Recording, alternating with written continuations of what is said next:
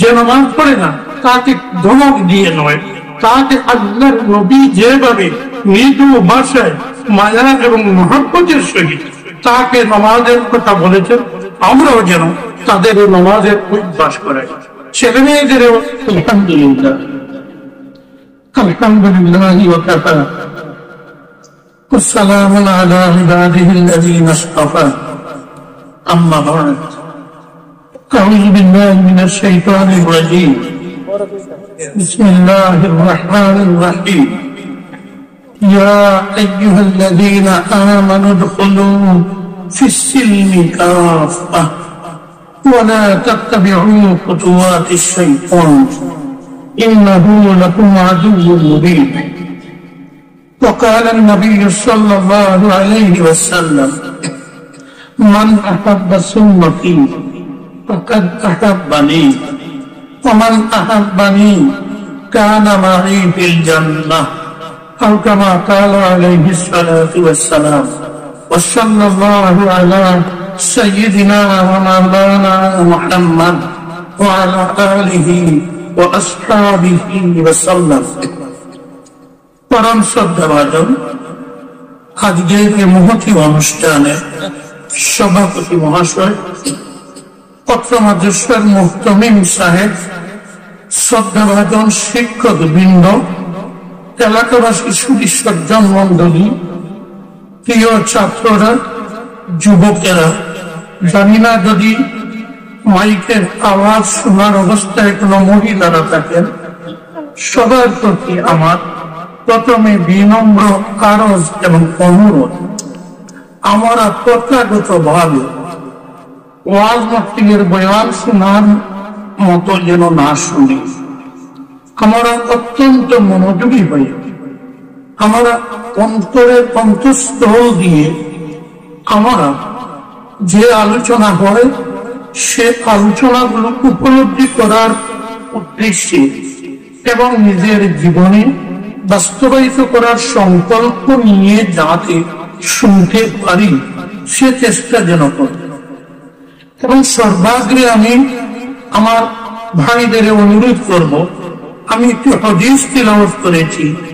নবীজি বলেছেন, আমার উম্মতের মধ্যে যে বা যারা আমার পবিত্র আদর্শ চরিত্র সুন্নত যে আমল করে বাস্তবায়িত করে, কিয়ামতের দিন সে ব্যক্তিটি আমার সঙ্গে বেহেশতে যাবে।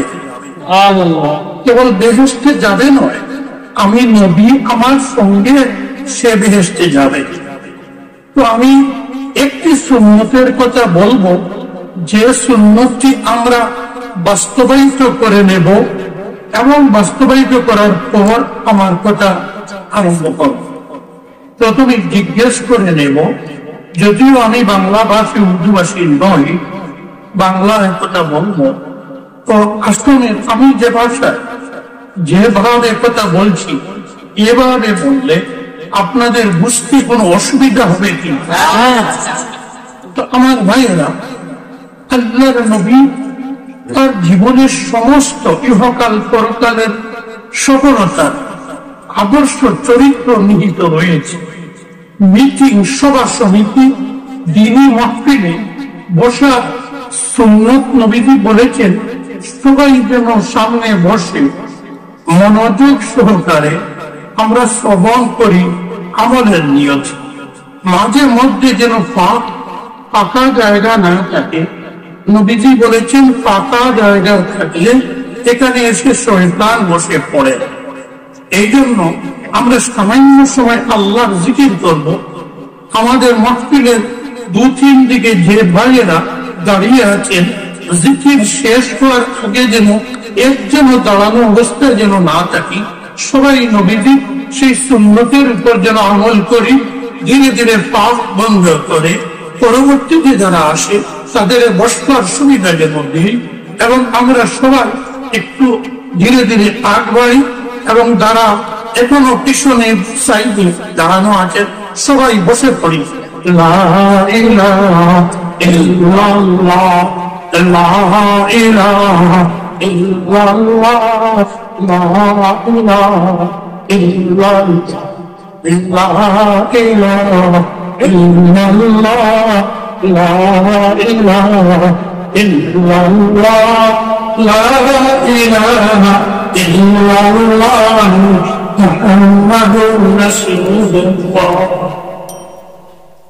আমার নবী প্রেমিক উম্মত, আল্লাহর নবীর প্রেমিক উম্মত, নবীজির একটি সুন্নতের কথা শোনার সঙ্গে সঙ্গে যেভাবে আমরা সবাই এটা বাস্তবায়িত করার পাপ বন্ধ করে বসে পড়ার চেষ্টা করেছি, আল্লাহ তাআলা যেন আল্লাহর নবীর এই সুন্নত আমরা বাস্তবায়িত করেছি সেটা যেন আল্লাহ কবুল করেন এবং এর বরকতে কিয়ামতের দিন যেন আমাদের প্রিয় নবীজির সঙ্গে জান্নাতে প্রবেশ করার সৌভাগ্য অর্জন করার সুযোগ দেন, আমিন। ভাইয়েরা আমার, আমি কয়েকটি কথা উপস্থাপন করার চেষ্টা করব। আল্লাহ তাবারaka ওয়া তাআলা আয়াত যেটা আমি তেলাওয়াত করেছি তার বিস্তারিত আলোচনার সময় নেই, সংক্ষিপ্ত ভাবে 40 মিনিটের মধ্যে আমার কথা সমাপ্ত করার অবশ্যই চেষ্টা করব, ইনশাআল্লাহ সমাপ্ত করব। তোমার ভাইয়েরা, কোরআনে কারীমে, কোরআনে মাজিদে আমাদের জীবন পদ্ধতি সম্বন্ধে অত্যন্ত বিস্তারিত আলোচনা করেছে এবং নবী মুহাম্মদুর রাসূল সাল্লাল্লাহু আলাইহি ওয়াসাল্লামের সম্বন্ধে কোরআন শরীফে বলা হয়েছে, পৃথিবীর মানুষ ঈমানদার মুসলমান হন, তোমাদের জীবনে উন্নতি লাভের জন্য, আখিরাতে নাজাত, পরকালে নাজাত লাভের জন্য কোথাও বিক্ষিপ্ত ভাবে দৌড়তে লাগবে না, খুঁজতে লাগবে না, একমাত্র নবী হযরত মুহাম্মদুর রাসূল সাল্লাল্লাহু আলাইহি ওয়াসাল্লামের আদর্শ চরিত্র জীবনে বাস্তবায়িত করলে ইহকাল পরকালে সফল কাম হবে। এজন্য পাশ্চাত্য সংস্কৃতির পিছনে দৌড়তে লাগবে না, অন্য কোন কৃষ্টি কালচারের পিছনে দৌড়তে লাগবে না, অন্য কোন দেশে শান্তির বার্তা খুঁজতে যেতে লাগবে না, সবকিছু আপনার আমার ঘরে আছে। মা আয়েশা সিদ্দিকা, হযরত আয়েশা সিদ্দিকা রাদিয়াল্লাহু তাআলা আনহা নবীজির সহধর্মিণী, যিনি অত্যন্ত জ্ঞানী মহিলা ছিলেন, অত্যন্ত জ্ঞানী ছিলেন। কেবলমাত্র কুরআন আর হাদিসের জ্ঞান নয়, কুরআন আর হাদিসে অপরিসীম জ্ঞান ছিল তার, যার জন্য নবীজির প্রিয় শিষ্য সাহাবী পুরুষ এবং নারী যারা নবীজির থেকে হাদিস বর্ণনা করেছেন, 4 জনের মধ্যে একজন হযরত আয়েশা সিদ্দিকা রাদিয়াল্লাহু তাআলা আনহা। তিনি চতুর্থ 2200টির বেশি হাদিস আল্লাহর নবীর কাছ থেকে বর্ণনা করেছেন। সবচেয়ে বেশি বর্ণনা করেছেন হযরত আবু হুরায়রা, এভাবে আরো 3 জন, 2 জন, চতুর্থ হযরত আয়েশা। মা আয়েশা কুরআন হাদিসের যারা গভীর জ্ঞানের অধিকারী ছিলেন, সেই যুগের যে চিকিৎসা বিদ্যা আরবের যা ছিল সেই বিদ্যা তিনি অত্যন্ত জ্ঞানী ছিলেন, সুযোগ্য এবং চিকিৎসক ছিলেন। আরবের বংশ বৃত্তান্ত সম্বন্ধে অত্যন্ত তথ্যবহুল ইতিহাসবিদ ছিলেন। আরবি ভাষায় উচ্চ স্তরের সাহিত্যিক ছিলেন, শায়র ছিলেন, কবি ছিলেন।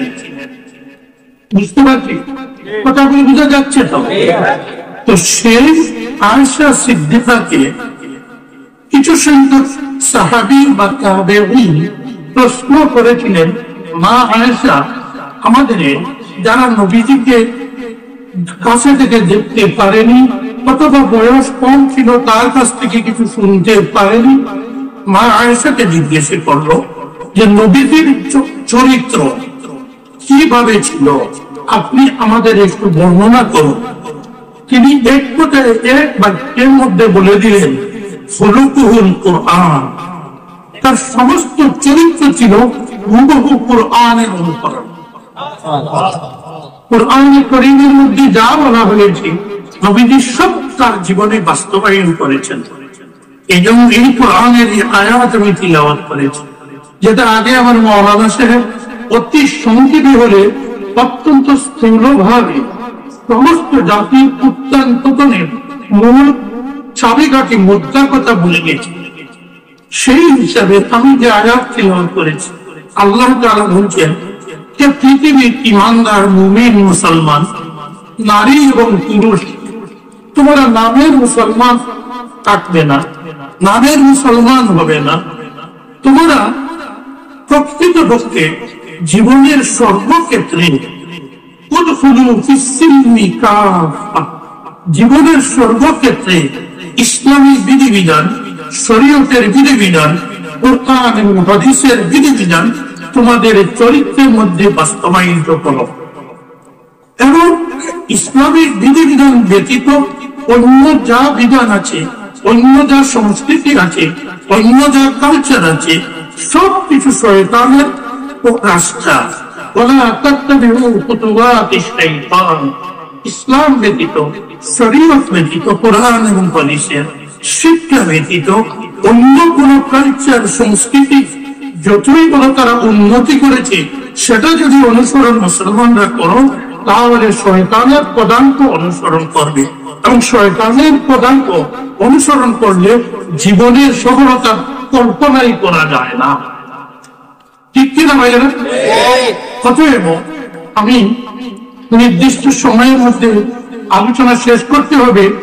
আমি সংক্ষেপে বলবো, আমরা ইমানদার হয়েছি, আমরা ইমান এনেছি।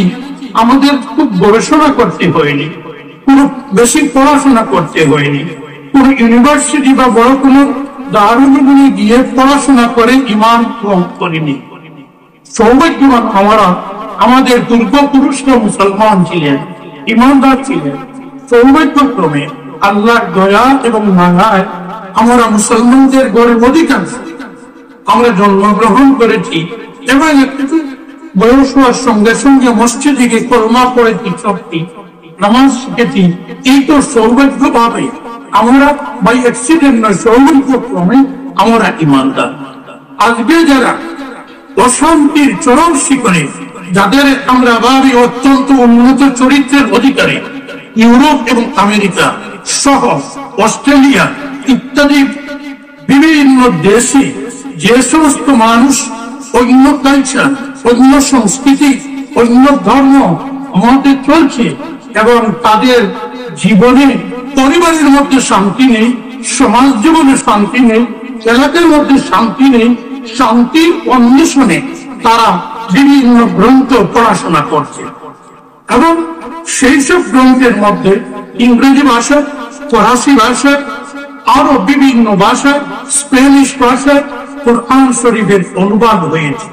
সেই সমস্ত ভাষায় কোরআন শরীফ পড়ছে, পড়ে কোরআনের শিক্ষায় আকৃষ্ট হয়ে তারা যখন মুসলমানদের আমাদের চরিত্রে প্রতিমুক্ত করে ইমান আনবে কি না জিজ্ঞাসা করে, তারা সন্দেহ প্রকাশ করে।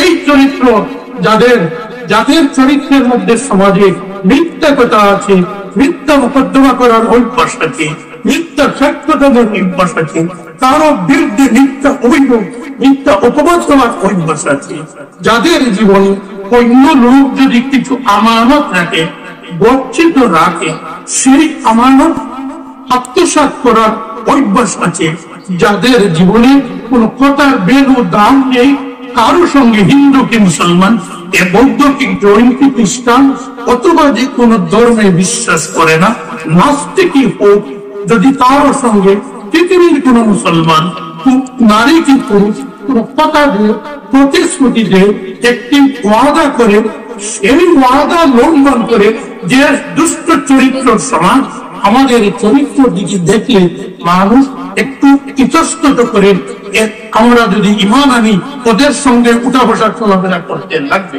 একথাটি আমাকে বলেছিলেন, আপনারা নিশ্চয়ই শুনবেন, বা আমার সম্পাদিত পত্রিকা আছে ৪৫ বছর থেকে আলহামদুলিল্লাহ আমি সম্পাদনা করছি, মাসিক পত্রিকা নেদায়ে দিন বাংলা। এখানে মাসিক মদিনার সম্পাদক মৌলানা মরহুম সাহেবের অফিসে আসতো, উনি আমাকে বলতেন, ভাই আপনার পত্রিকা আজাদ করে আমরা কয়েকবার পাঠ করি। সেখানে ডক্টর ইসলামুল হক সাহেব একজন নতুন ভাবে ইমান করেছিলেন হিন্দু অতি উচ্চ স্তরের গুরু থেকে আমাকে বলেছিলেন যে ভাই আমি যখন হিন্দু ধর্মের গুরু ছিলাম অতি উচ্চ আসনে বসে থাকতাম, আমার পায়ের নিচে আমার বক্তরা থাকতো। সেখান থেকে আমি কোরআন অধ্যয়ন করে আমি যখন দেখলাম শান্তি, পৃথিবীতে শান্তি, পরকালের শান্তি, সবকিছু এই কোরআনে বর্ণিত আছে, আমি ইচ্ছা করলাম ঈমান নেব। কিন্তু যখন মুসলমান সমাজের চরিত্রের প্রতি তাকালাম আমি অত্যন্ত ইতস্তত পড়ে গেলাম যে এই সমাজের সঙ্গে কিভাবে চলাফেরা করব, কিভাবে উঠে বসা করব, যে সমাজে এত কুঅভ্যাস থাকে।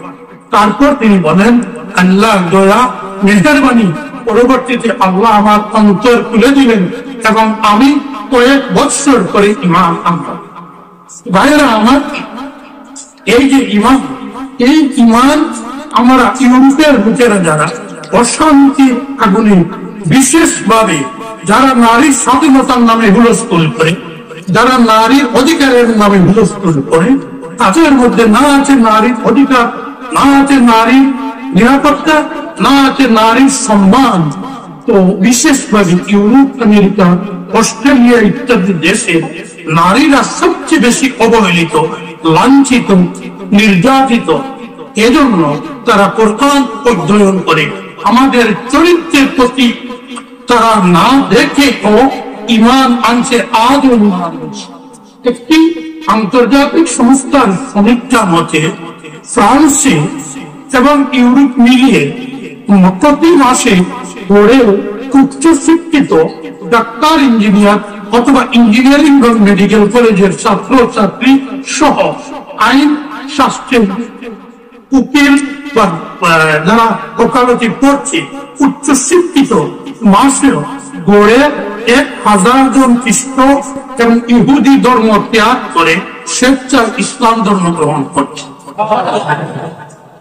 ফ্রান্সের একটি সমীক্ষায় বলা হয়েছে আজ থেকে কয়েক বছর আগে যে হারে ফ্রান্সের তরুণ উচ্চশিক্ষিত ছেলে মেয়েরা এবং বিদগ্ধ পণ্ডিতেরা ইসলাম গ্রহণ করছে, এই ধারা যদি আরো 20 বছর এভাবে থাকে তাহলে ফ্রান্সে মুসলমানরা দ্বিতীয় সংখ্যাগরিষ্ঠ জাতিতে পরিণত হবে।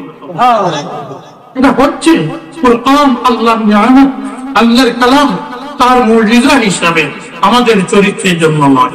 এই কোরআনে আল্লাহ তাআলা বলেছেন আমরা যেন পরিপূর্ণ ঈমানদার হই।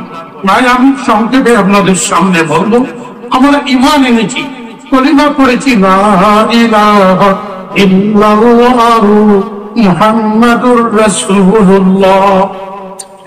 এই কলিমার মাহাত্ম্য, এই কলিমার ফজিলত বুখারী শরীফ সহ অন্যান্য হাদিস গ্রন্থে যেভাবে বর্ণনা আছে, একটি হাদিস বলার সময় নেই। সার কথা, যদি কিয়ামতের দিন আল্লাহ দয়া এবং মায়া হয়, পুরো মানুষ যদি ভীষণ থেকে ভীষণ পাপিষ্ঠ গুনাহগার হয়, কিন্তু কেবলমাত্র ঈমান কলিমাটা নিয়ে যদি যেতে পারে, আল্লাহ তার বিচারের সময় তাকে জিজ্ঞেস করবেন যে হে আমার বান্দা, তুই জীবনে নেক কাজ, পুণ্য কাজ কি করেছিলেন একটা হিসাব দে। লোকটি বলবে হে আল্লাহ, আমি সমস্ত জীবনে কোনো পুণ্য কাজ করিনি, অতএব আমার দুজকে জাহান্নামে যাওয়া অবধারিত। দেরি করবেন না, আমাকে দুজকের রাস্তাটা দেখিয়ে দিন, আমি সোজা দুজকে চলে যাব। আল্লাহ তাআলা বলবেন লা যুলমাল ইয়াউম, আজ কারো উপর আমি জুলুম, অন্যায় বিচার করবো না, অন্যায় রায় দেব না, তোমার সবকিছু পুঙ্খানুপুঙ্খ ভাবে আমি হিসাব দেব। তারপর লোকটি আবার বলবে আল্লাহ কি হিসাব দেবেন, আমার তো একটি পুণ্য কাজও জীবনে নেই, সুতরাং জাহান্নামে যাওয়াটা তো অবধারিত, আমাকে ছেড়ে দিন।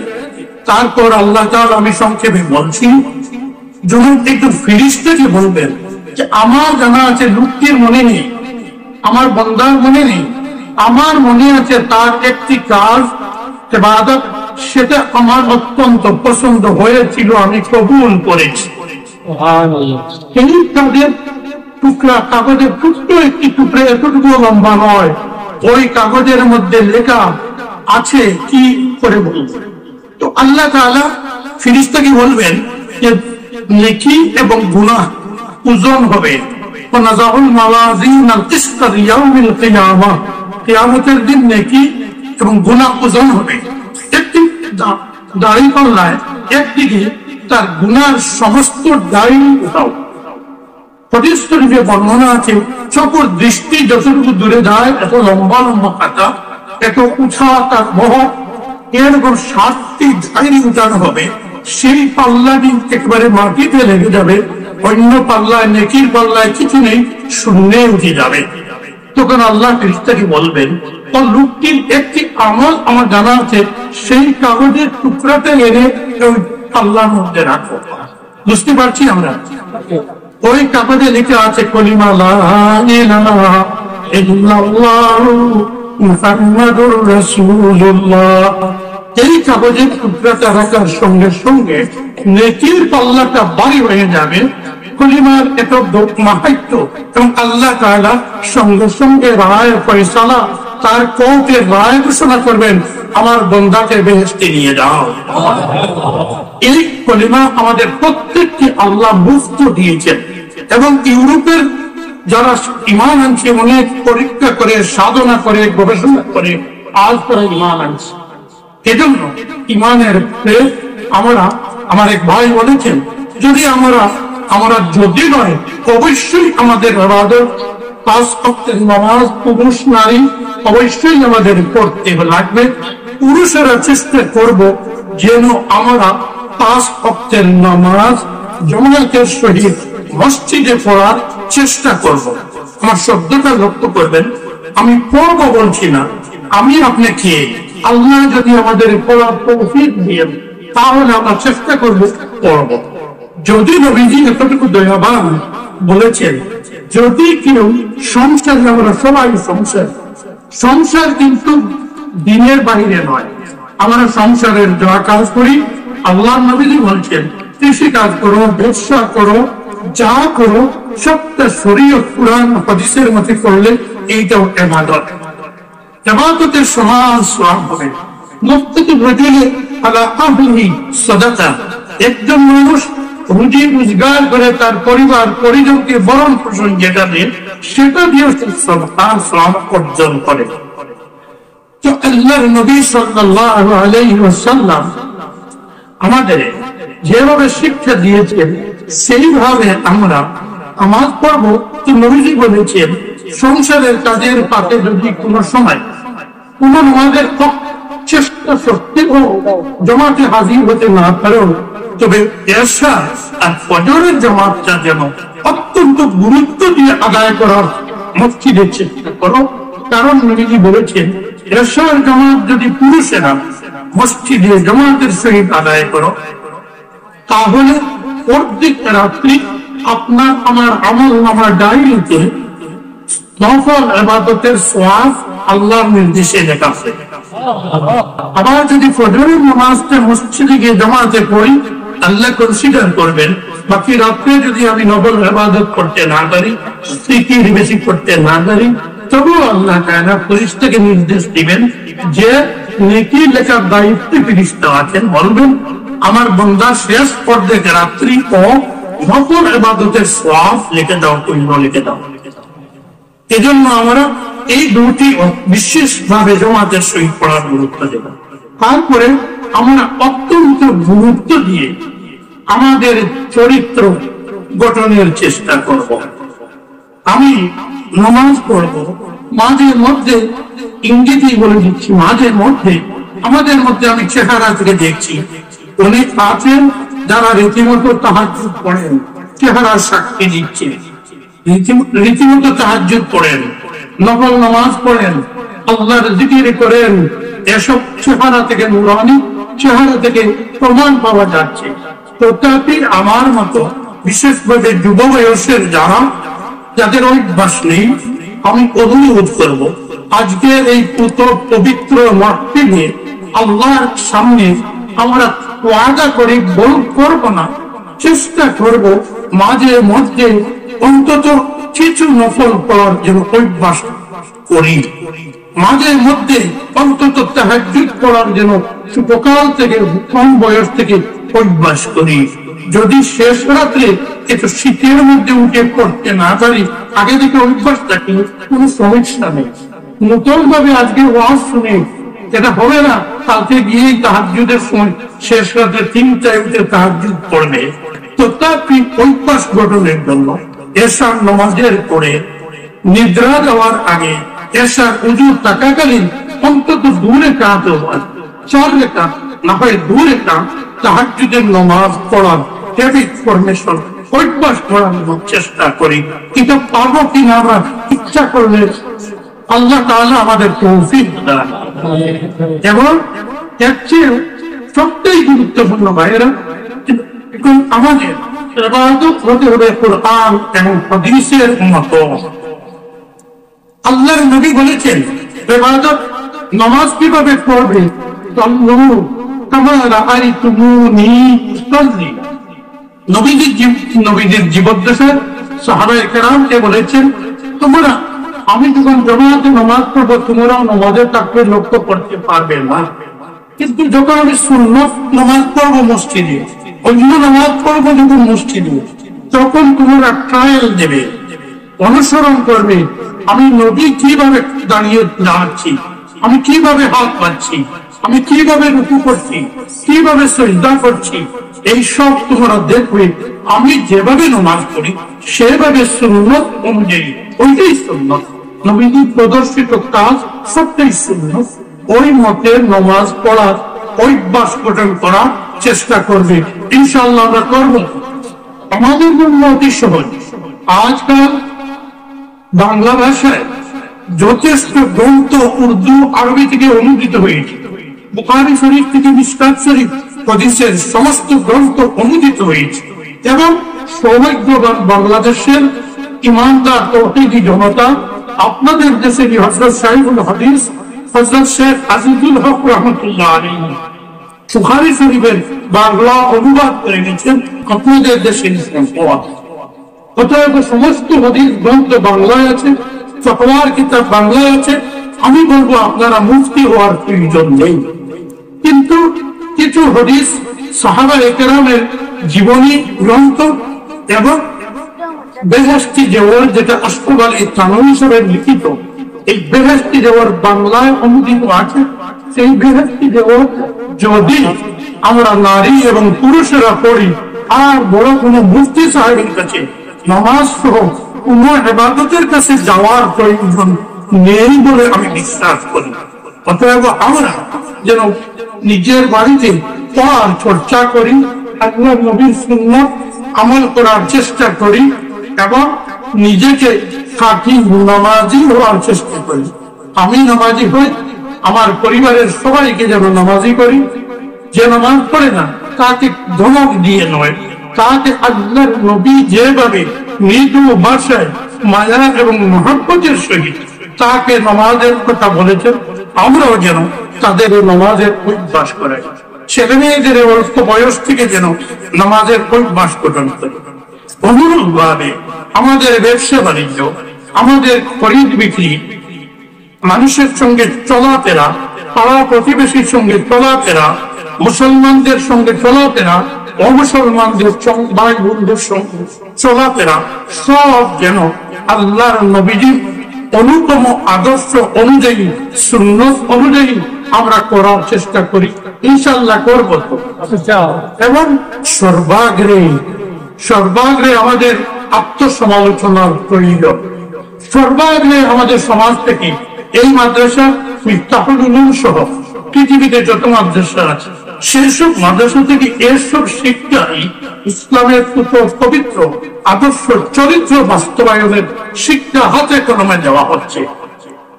আমরা 4টি দোষী আমাদের চরিত্র থেকে, নারী এবং পুরুষেরা, আমার কথাগুলো বোঝা যাচ্ছে তো?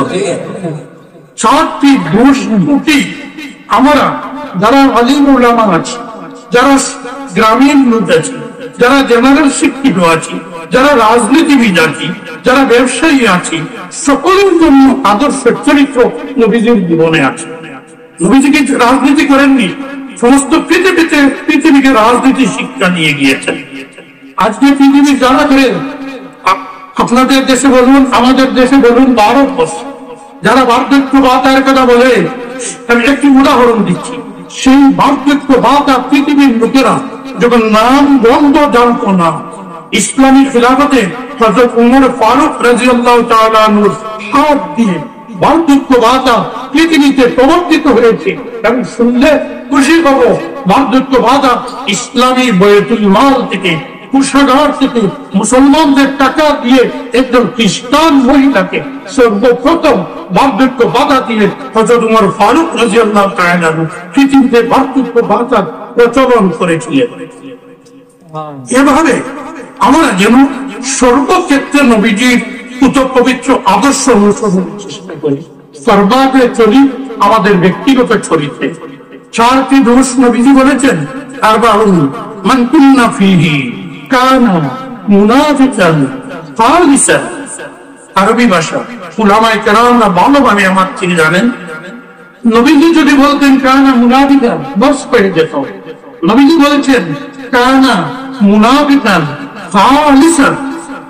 4টি দোষ ত্রুটি যদি কোন মুসলমান নর নারী পুরুষ বা মহিলার চরিত্রে একত্রে পাওয়া যায়, সে জেনে সে খাঁটি মুনাফিক হয়ে গেছে।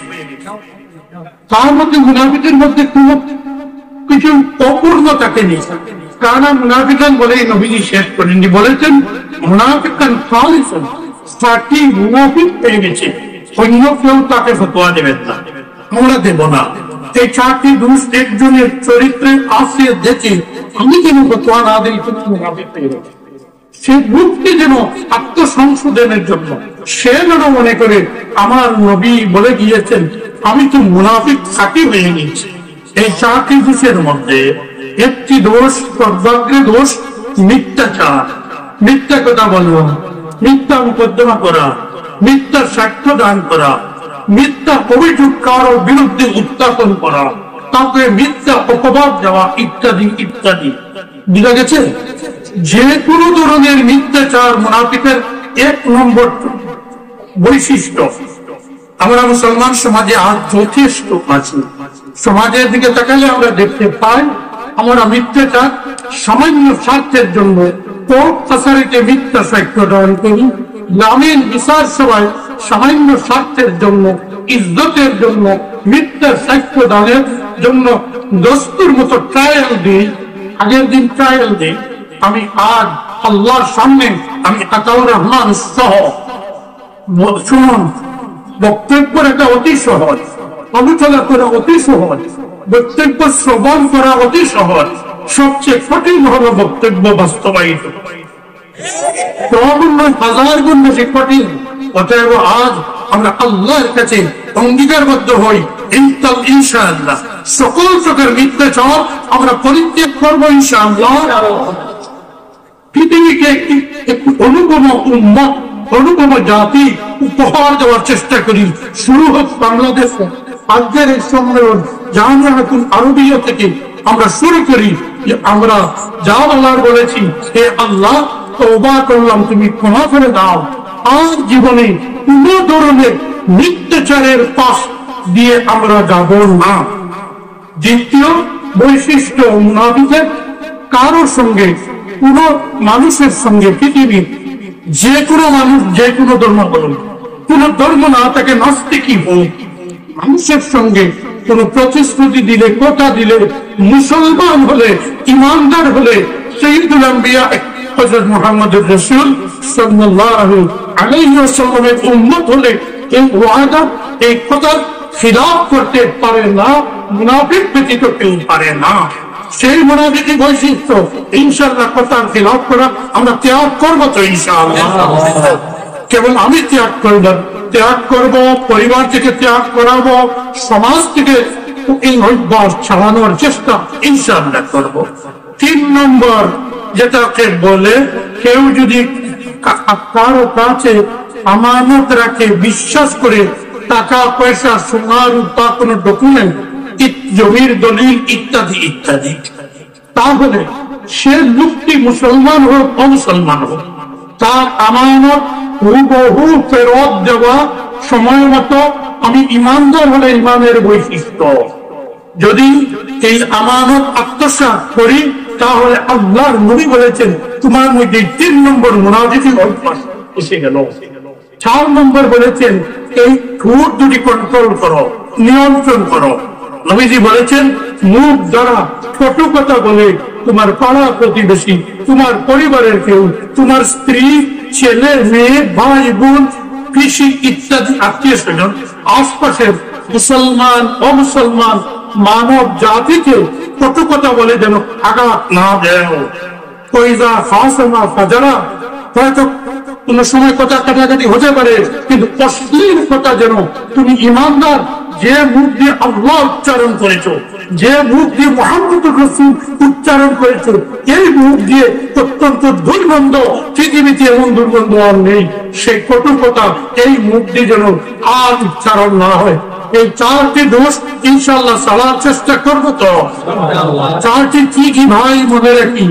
মিথ্যাচার, ওয়াদার খিলাফ করা, আমানত আত্মসাৎ করা, খেয়ানত করা, এবং আমরা কটু কথা বলে কাউকে কষ্ট দেওয়া, এই সব হবে ইনশাআল্লাহ। তাছাড়া আমরা ব্যবসা বাণিজ্যে কোন অবস্থায় ফাঁকিবাজি, ধোঁকাবাজি করব না। আমরা মুসলমান হোক অমুসলমান, ইবাদতের সময় কেবল মসজিদের ইবাদত, বাকি সমস্ত জীবন আমাদের সমস্ত পৃথিবীর মানুষের সঙ্গে মিলেমিশে চলতে লাগবে। আমাদের সব ব্যবহার মুসলমানদের সঙ্গে যেভাবে হতে হবে, অমুসলমান ভাই বোন তারাও আমাদের ভাই বোন, তাদের সঙ্গেও সেভাবে হতে হবে। এজন্য ব্যবসা বাণিজ্যে ফাঁকিবাজি, ধোঁকাবাজি, ঠকাঠকি এটা মুসলমানদের চরিত্রে হতে পারে না। ইতিহাসের বাইরে ইউনিভার্সিটির ছাত্র, মাদ্রাসার উচ্চ ক্লাসের ছাত্র থাকলে আমি আহ্বান জানাবো, ইন্দোনেশিয়া এবং মালয়েশিয়া কিভাবে ইসলাম ধর্মে দীক্ষিত হলো ইতিহাসের পাতা উল্টিয়ে দেখো। সেখানে কোন লোক তাবলীগে যায়নি, ওয়াজে যায়নি, কোন মুহাদ্দিস সাহেব যাননি। সেখানে আরবের কতিপয় যুবক ব্যবসার জন্য গিয়েছিলেন, এবং সেই ব্যবসায়ীদের আদর্শ চরিত্র দেখে, একটি চরিত্র বলছি, যেমন দোকানে গেছে মুসলমানদের একটি কাপড় কিনবে, সেই কাপড়ে আমার আরবের ব্যবসায়ী জানা আছে এখানে কাটা সেরা। আজকালকে কোনো মানুষ, সবাই মুসলমান নয়, সব মুসলমান যথেষ্ট আছে বলেই আমরা শান্তিতে আছি, কিন্তু কিছু লোক আছে এখানে কাটা থাকলে এখানে এইভাবে ধরে এটা দেখতে দেবে না, খরিদ্দার বলবে এইটুকু না, কাপড়টা খুব ভালো, আমার পাঞ্জাবিকে ওইটা থেকে আমি প্রস্তুত করেছি। এটা মুসলমানদের চরিত্র নয়, ইহুদির চরিত্র। যারা টোকাটুকি ধোঁকাবাজি করে ওটা ইহুদির চরিত্র, মুসলমানদের চরিত্রে হতে পারে না। ইন্দোনেশিয়া, মালয়েশিয়া, আরবের যারা গেছে তারা কাপড় দেখলেই বলছে ভাই আমার এই কাপড়টা সেরা আছে, দেখে দাম করুন। ওই আটার বস্তা 4 মাস আগে এনেছিলাম, পুরাতন হয়ে গেছে, ওটা দেখে আপনি দাম করুন। এই সততার ব্যবসা দেখে ইন্দোনেশিয়া, মালয়েশিয়ার মানুষ আরো মুসলমানদের অন্যান্য চরিত্র সব দেখে শতকরা 90 থেকে 95 ভাগ বৌদ্ধ ধর্মাবলম্বী সবাই মান কবুল করেছে। আজ প্রয়োজন আমরা দুনিয়ায় যে যতভাবে দাওয়াত দিচ্ছি, সবচেয়ে উন্নত দাওয়াত হলো চরিত্রের দাওয়াত। যদি আমরা চরিত্র গঠন করতে পারি তাহলে এই চরিত্র দ্বারা আজও পৃথিবীর মানুষ ইমানের প্রতি আকৃষ্ট হবে। ভাইয়েরা, এক্ষেত্রে আমি 1 মিনিটের মধ্যে শেষ করে নিচ্ছি। এই ব্যাপারে মাদ্রাসাগুলির ভূমিকা যথেষ্ট গুরুত্বপূর্ণ। স্পেন, পর্তুগাল, বর্তমানে স্পেন এবং পর্তুগাল দিয়ে তদানীন্তন স্পেন ছিল, তুর্কিস্তান ছিল, আজারবাইজান ছিল, কাস্কন ছিল, দেশের কেন্দ্র। সেখানে মাদ্রাসার দ্বারাই ইসলাম প্রসারিত হয়েছে। কিন্তু সেখান থেকে যখন মাদ্রাসা বিদায় নিয়েছে, বিশেষভাবে স্পেন এবং পর্তুগাল থেকে, আজ স্পেনে যে কর্ডোবা মসজিদ, সে কর্ডোবা মসজিদে সেদিকে ইলেকট্রিক বাতি, গ্যাসের বাতি, লাইট ছিল না। সেখানে জয়তুনের তেল দ্বারা বাতি জ্বালানোর জন্য কর্ডোবা মসজিদে 4000 খাদিমের প্রয়োজন ছিল। সরকারি কর্মচারী 4000 ছিলেন। যে কর্ডোবার মসজিদে ইমাম কুরতুবী রহমাতুল্লাহ আলাইহি পৃথিবী বিখ্যাত তাফসীরে কুরতুবী লিখেছেন যে স্পেনের মসজিদ থেকে আল্লামা ইবনে রুশদের মতো ইমাম পৃথিবীতে ইসলামের আলো প্রচার করেছেন। আজ সেই কর্ডোবা মসজিদ একটি গির্জায় পরিণত হয়েছে। কেন? এই মাদ্রাসাগুলির অস্তিত্ব না থাকার জন্য। সুতরাং আমি আপনাদের কাছে বিনম্র আরজ করব, একদিকে চরিত্র গঠনের চেষ্টা করবে, সঙ্গে সঙ্গে আমাদের ভবিষ্যৎ বংশধর ছেলে মেয়ে তাদের সব দিক দিয়ে কেবল মাদ্রাসার শিক্ষা নয়, মাদ্রাসা শিক্ষার সঙ্গে সঙ্গে জেনারেল শিক্ষা, সায়েন্সের শিক্ষা, ডাক্তার ইঞ্জিনিয়ার হওয়ার শিক্ষা, উকিল জজ হওয়ার শিক্ষা, সেদিকেও আমাদের গুরুত্ব দিতে হবে। তাদের সেদিকে আমরা করব এবং তৎসঙ্গে আমরা যাতে ব্যবসা বাণিজ্যে মনোযোগী হই, সততার সহিত করি, সেদিকে মনোযোগ দিতে হবে এবং সর্বাগ্রে সর্বক্ষেত্রে আমরা যেন আল্লাহর জিকির ত্যাগ না করি। আল্লাহর জিকির যে যেভাবে পারি করি, আর না হয় হাঁটতে বসতে, ব্যবসা করতে, কৃষিকাজ করতে, অন্তত মনে মনে নারী পুরুষ নারীরা তাদের বাড়িতে কাজ করতে যেন আমরা মনে মনে আল্লাহ আল্লাহ আল্লাহ আল্লাহ আল্লাহর জিকির করি। এই জিকিরে যদি অভ্যাস করতে পারি, মৃত্যুর পূর্বে সাকরাতের সময় এই জিকিরের দৌলতে আমাদের মুখ দিয়ে আল্লাহ তাআলা কলিমা লা ইলাহা ইল্লাল্লাহ মুহাম্মাদুর রাসূলুল্লাহ বের করে দেবেন। সর্বশেষ কথা, একটি মিনিট এটা ক্ষমা করবেন, আমরা মেয়েদের অধিকার সম্বন্ধে যেন সতর্ক হই।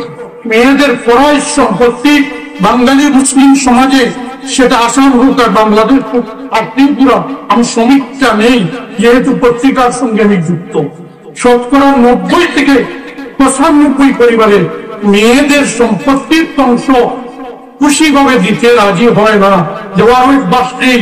এটা যেন আমরা একটা বিরাট অভিযান চালাই, একটা পরিবর্তন আনি। আমরা কেবল আমরা পিতামাতার উত্তরাধিকারী নয়, আমাদের বোনেরা, আমাদের পিসিরা, তারাও উত্তরাধিকারী। যদি না দেই, আল্লাহ কঠিন শাস্তি শুনিয়েছেন, বলেছেন 7 বার হজ করো, উমরা করো। যদি মেয়েদের অধিকার না দেব, সফরাজ যদি আল্লাহ বন্টন হতে না রাখো, উলাইকা হুমুল ফাসিকুন উলাইকা হুমুল কাফিরুন, তাহলে তোমরা ফাসিক এবং কাফিরের দল। বুঝা গেছে কথা? এগুলো দিব। এবং আমরা বাড়িতে, প্রত্যেকের বাড়িতে একটা সুন্নতকে জীবিত করি, একে অপরকে, পিতা মাতাকে, ভাই বোনকে, স্বামী স্ত্রীকে, স্ত্রী স্বামীকে আসসালামু আলাইকুম, এই সুন্নত জীবিত করার চেষ্টা করি। এই সুন্নত জীবিত হলে পরিবারের শান্তি, সমাজের শান্তি আসবে। এবং একটা সুন্নত চিন্তা করলে আল্লাহ নবীর সঙ্গে বেহেশতে আমরা অবশ্যই ইনশাআল্লাহ যাব। আল্লাহ তাআলা আমাকে তৌফিক দিন, আমার ভাই সকালকে তৌফিক দিন, বোনদেরও তৌফিক দিন। আমরা নবীর সুন্নত মতে, কোরআনের শিক্ষা মতে ইসলামী জীবন বাস্তবায়িত করতে যেন সচেষ্ট হই। ও আখিরু দাওয়ানা আলহামদুলিল্লাহি রাব্বিল আলামিন।